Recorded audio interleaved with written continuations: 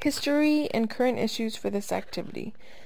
The U.S. Department of Labor defines non-traditional occupations for women in those fields where women comprise less than 25% of the working population. In 2008, women accounted for roughly 8% of the management in the construction industry and only 3% of the laborers in construction. In the 1950s, women in the workforce were generally very low and close to non-existent, so it was still in very low demand somewhat for the area of construction, obviously, and in all other aspects of careers. Efforts have been made by several corporations and groups to encourage women, but not necessarily in construction. And although it is not documented, and I don't have any actual statistics on this, I feel that women are not as interested in the work field of construction. So there will just never be much growth in that area, especially in the labor aspect of the construction industry. According to a recent study, employers claim to have not put any extra effort into recruiting women, even though it is very obvious that there is a lack of women in that particular field. But there just has not been a demand for change. Employers did claim in a survey that they would be willing to hire more women and recruit more women into the field of construction, but only if the demand was requested.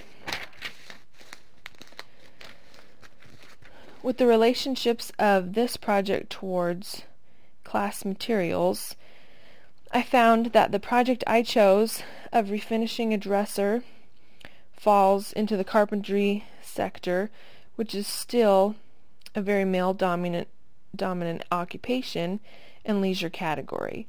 For a number of reasons this is true, I think. Mainly due to the biology of men and women.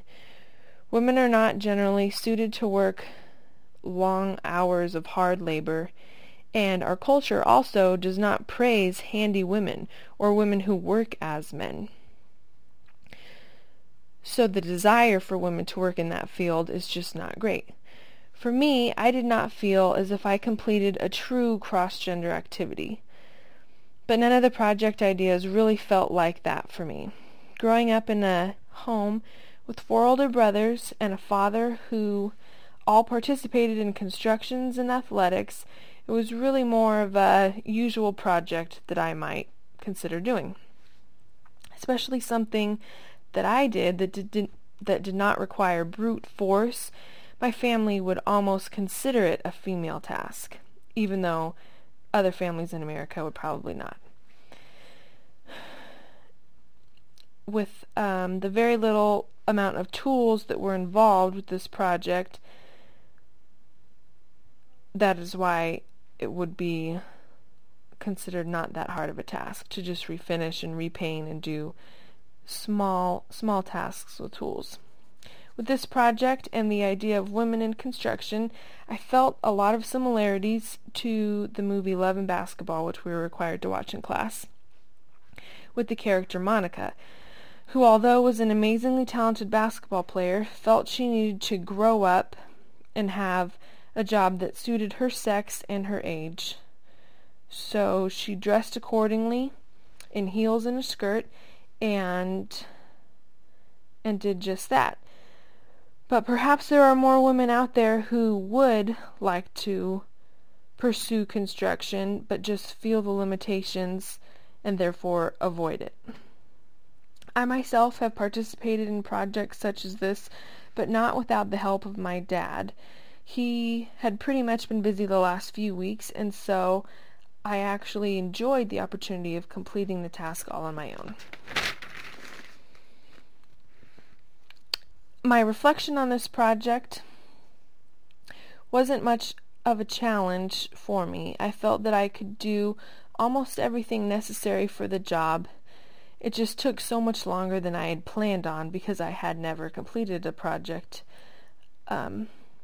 like this. I needed much more paint than I had planned on, so I had to make a few trips to the local hardware store.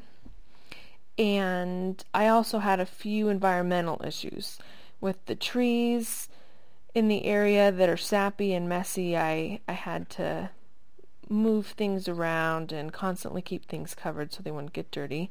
That was probably the main problem. So that would just be lack of planning on my part, I guess. And I'm not quite sure how projects like this would be leisure projects for some people, but I did enjoy at least the sense of accomplishment.